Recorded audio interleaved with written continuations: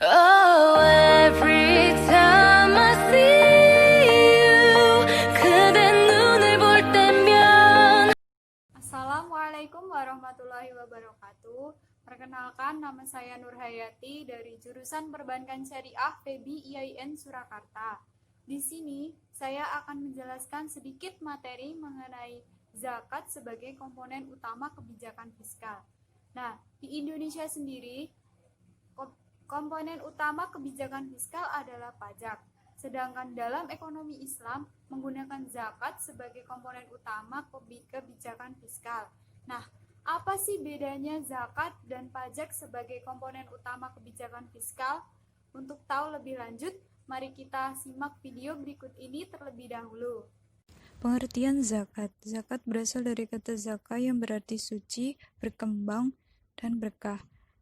Dapat disimpulkan, zakat merupakan sejumlah harta yang wajib dikeluarkan oleh umat muslim untuk golongan yang berhak menerima sesuai dengan ketetapan syariah. Landasan berzakat. A'udzubillahi minasyaitonirrajim. Khudz min amwalihim shadaqatan tutahhiruhum wa tuzakkihim biha wa sholli 'alaihim. Inna sholataka sakunal lahum wallahu sami'un 'alim. Yang artinya, ambillah zakat dari harta mereka guna membersihkan dan menyucikan mereka, dan berdoalah untuk mereka. Sesungguhnya doamu itu menumbuhkan ketentraman jiwa bagi mereka. Allah Maha Mendengar, Maha Mengetahui. Quran Surat At-Taubah ayat 103. Yang kedua, A'udzubillahi minasyaitonirrajim. Wa kana ya'muru ahlahu bis-sholati waz-zakati wa kana 'inda rabbih mardiyya. Yang artinya, dan dia menyuruh keluarganya untuk melaksanakan sholat dan menunaikan zakat, dan dia seorang yang diridhoi di sisi Tuhannya. Quran Surat Maryam ayat 55. Jenis-jenis zakat. Yang pertama adalah zakat mal, yaitu zakat penghasilan seperti hasil pertanian, hasil pertambangan, hasil laut, hasil perniagaan, hasil ternak, harta temuan, emas dan perak. Masing-masing jenis penghasilan memiliki perhitungannya sendiri. Yang kedua adalah zakat fitrah, yaitu zakat yang wajib dikeluarkan umat muslim menjelang Hari Raya Idul Fitri, yang dibayar dengan setara 2,5 kg makanan pokok yang dimakan sehari-hari. Kebijakan fiskal. Kebijakan fiskal menurut Wabsan yaitu tindakan-tindakan pemerintah untuk meningkatkan kesejahteraan umum melalui kebijakan penerimaan dan pengeluaran pemerintah, mobilisasi sumber daya, dan penentuan harga barang dan jasa dari perusahaan. Sedangkan menurut Samuelson dan Nordhaus yaitu proses pembentukan perpajakan dan pengeluaran masyarakat dalam upaya menekan fluktuasi siklus bisnis, ikut berperan dalam menjaga pertumbuhan ekonomi, penggunaan tenaga kerja yang tinggi, bebas dari laju inflasi yang tinggi dan berubah-ubah. Kesimpulannya, kebijakan fiskal merupakan kebijakan yang diambil pemerintah dalam mengelola perekonomian dengan instrumen pendapatan dan pengeluaran. Tujuan kebijakan fiskal dalam ekonomi konvensional yaitu digunakan untuk mencapai alokasi sumber daya secara efisien, stabilitas ekonomi, pertumbuhan dan distribusi pendapatan, serta kepemilikan. Sedangkan dalam ekonomi Islam digunakan untuk mencapai tujuan syariah, yaitu memelihara agama, jiwa, akal, harta, dan keturunan. Beberapa tujuan lain kebijakan fiskal dalam ekonomi Islam yaitu diantaranya: yang pertama, menghendaki tingkat kesetaraan ekonomi, yaitu setiap orang berhak memiliki akses yang sama dalam memperoleh kekayaan. Yang kedua, melarang pembayaran bunga atau riba. Selanjutnya, membantu ekonomi masyarakat yang kurang berkembang. Sejarah kebijakan fiskal dalam ekonomi Islam. Kebijakan fiskal sudah ada dalam pemerintahan Islam sejak zaman Nabi. Pada masa itu, kebijakan fiskal memiliki peran yang sangat penting dalam membangun negara pada masa awal pembangkitan Islam. Masa Khulafaur Rasyidin, kebijakan fiskal diterapkan pada beberapa instrumen penerimaan negara seperti pada lembaga Baitul Mal. Pengenaan pajak ditetapkan atas individu dan tanah, sedangkan cukai diterapkan atas barang impor dari negara yang mengenakan cukai terhadap pedagang kaum muslimin, sehingga tidak memberikan beban ekonomi yang berat bagi masyarakat. Pemecahan problematika ekonomi dalam Islam dilakukan dengan menciptakan suatu mekanisme distribusi ekonomi yang adil, karena pada hakikatnya permasalahan ekonomi terletak pada pendistribusian harta di tengah-tengah masyarakat. Konsep zakat dalam kebijakan fiskal Islam. Kebijakan fiskal Islam memasukkan zakat sebagai komponen utama yang wajib bagi seluruh umat muslim, dan infak, sedekah, serta wakaf sebagai komponen sukarela. Tujuan utama dari kegiatan zakat adalah menciptakan distribusi pendapatan.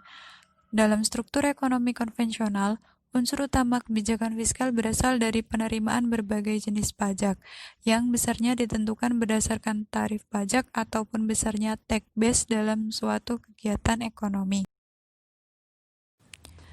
Sedangkan dalam ekonomi Islam, sebagaimana yang kita ketahui, zakat merupakan komponen penerimaan atau pendapatan utama negara. Penentuan besarnya zakat sudah ditentukan berdasarkan petunjuk Rasulullah. Oleh karena itu, kebijakan zakat sangat berbeda dengan kebijakan perpajakan. Sistem zakat berusaha untuk mempertemukan pihak surplus muslim dengan pihak yang defisit muslim. Hal ini diharapkan akan terjadi pemerataan pendapatan di tengah-tengah masyarakat. Potensi zakat sebagai komponen fiskal. Dengan melihat penjelasan sebelumnya, bila kita menarik kesimpulan menjadikan zakat sebagai komponen kebijakan fiskal, akan sangat membantu pemerintah dalam pembelanjaan negara, bahkan bisa menutup hutang negara.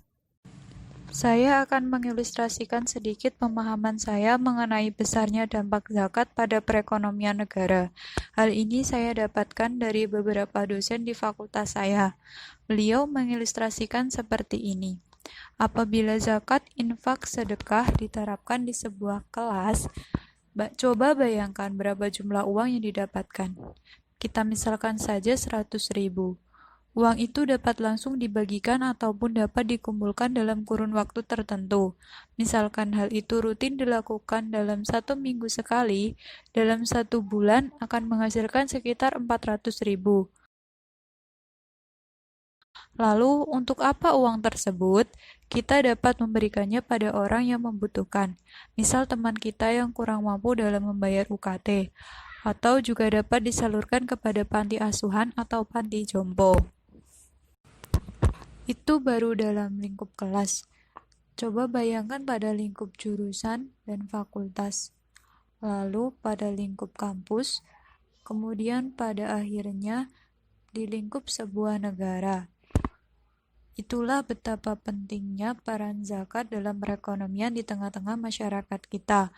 Oleh sebab itu, kita bisa menerapkannya dalam lingkup kecil terlebih dahulu, hingga ke lingkup yang lebih besar seperti negara. Hal ini juga perlu adanya peran pemerintah dan sosialisasi pentingnya zakat, serta komponen sukarela seperti infak, sedekah, dan wakaf pada masyarakat.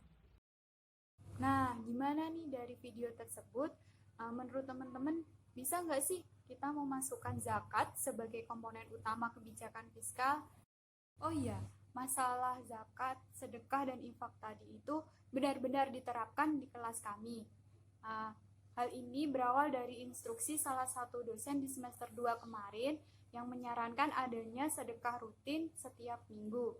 Jadi, caranya itu dengan mengambil 2,5% dari uang saku kita selama 1 minggu. Hal itu rutin kita lakukan seminggu sekali dalam 1 semester kemarin, dan hasilnya dana tersebut terkumpul cukup banyak dan sesuai kesepakatan kelas kami, dan kebetulan juga waktu itu bertepatan dengan bulan suci Ramadan.